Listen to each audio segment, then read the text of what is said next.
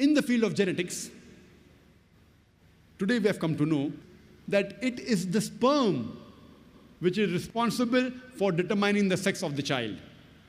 And today science tells us that the 23rd pair of chromosomes in the human being, it determines the sex of the child. If it's XX, it's a female. If it's XY, then it's a male. So it is the sperm which is responsible for determining the sex. If the X of the sperm takes part in the fertilization, then a female is born. If the Y takes part, then a male is born.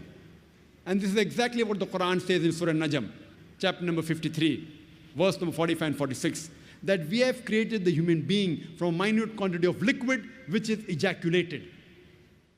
Minute quantity of liquid, ejaculated means it has to be a male fluid. The similar message is repeated in Surah Qiyamah, chapter number 75, verse number 37 to 39, that we have created the human being from a minute quantity of sperm. Nutfatun min mani yumna. We have created the human being from minute quantity of sperm, then made it into an alaqa, then made the alaqa into mudga, then gave it sex, male and female. So the Quran says that the sperm is responsible for the sex of the child, whether it's male or female.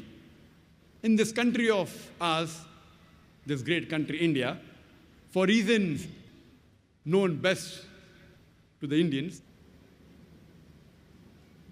in India mainly, most of the people, they prefer having sons rather than daughters. And if a lady gives birth to a daughter, very often the mother-in-law, she will blame the daughter-in-law. That why did you give birth to a daughter? According to the science and the Quran, if the mother-in-law has to blame anyone, she should not blame the daughter-in-law, she should blame the son. Because it is the male fluid which is responsible for deciphering the sex of the child, male or female. Actually, it's in the hands of Allah subhanahu wa ta'ala. He is the one who makes it male or female. But if the mother-in-law has to blame anyone, she should blame the son. Because he is responsible for the sex of the child, male or female.